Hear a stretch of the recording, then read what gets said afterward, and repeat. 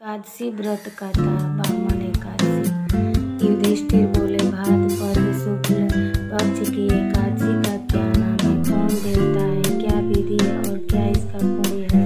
सो हमसे कहो। श्री कृष्ण बोले, हे राजा, स्वर्ग मोक्ष को देने वाली, सब पापों को हरने वाली परम पवित्र बामन एकादशी की कथा मैं तुमसे कहता हूँ। इसको जयंती एकादशी कहते हैं। इसके श्रवण मात्र से पाप दूर हो जाते हैं। अश्वमेध यज्ञ का फल भी इसके व्रत से बड़ा नहीं है। इस जयंती का व्रत पापियों के पापों को दूर करने वाला है। इस एकादशी को सहन करते हुए भगवान ने करवट ली है। इसी से इसको परिवर्तनीय एकादशी कहते हैं। युधिष्ठिर बोले, हे प्रभु, मुझको बड़ा संदेह है। इसको दूर करिए। हे देवेश, आप कैसे सहन करते हैं और किस प्रकार करवट करते हैं? आपकी बलि राजा क्यों बाधा है? हे प्रभु, चतुर्मास का व्रत करने की कौन सी विधि है? जगत के स्वामी, आपके सहन करने से मनुष्य क्या करते हैं? हे भाव, ये विस्तार पूर्वक मुझसे कहिए और संदेह को दूर कीजिए। श्री कृष्ण बोले, हे राजन, इन पापों को दूर करने वाली कथा सुनो। हे निप्र, पहले त्रेता युग में बलि नाम का दैत्य था। वह भक्ति में तत्पर होकर नित्य प्रति मेरा पूजा करता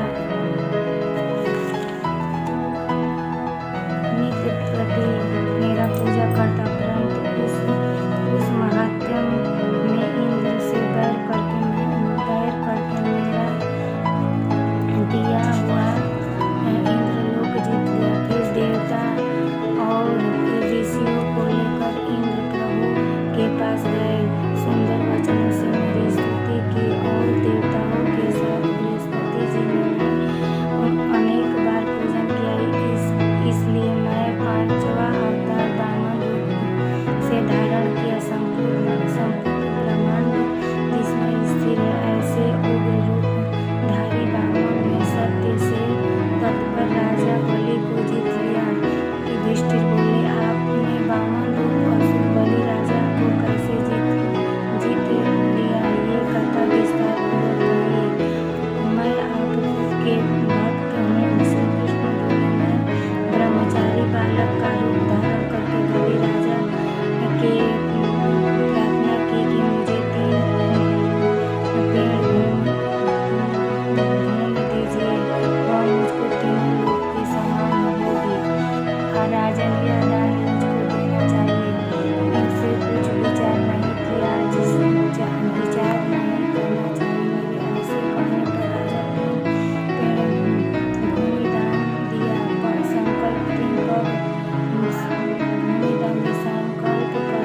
मैंने एक पैर से दूसरी से स्वर्ग नाप लिया। हे राजन, आपके मेरे तीसरे पैर के लिए स्थान बताओ।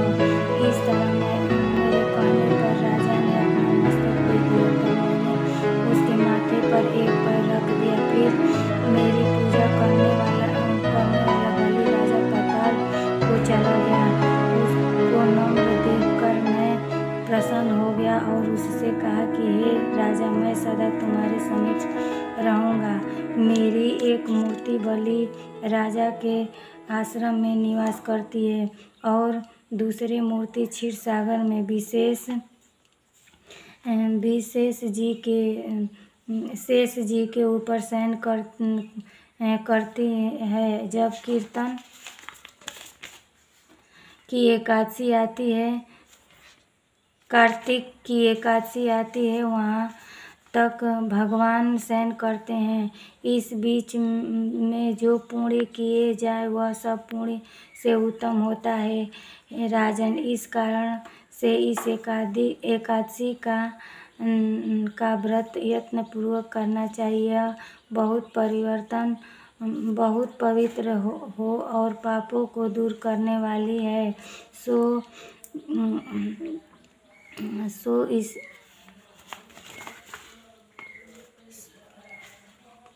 सो सोए हुए प्रभु ने इस एकादशी को करवट ली। इससे चांदी और चावल सहित दही का दान करना चाहिए। राजन, सब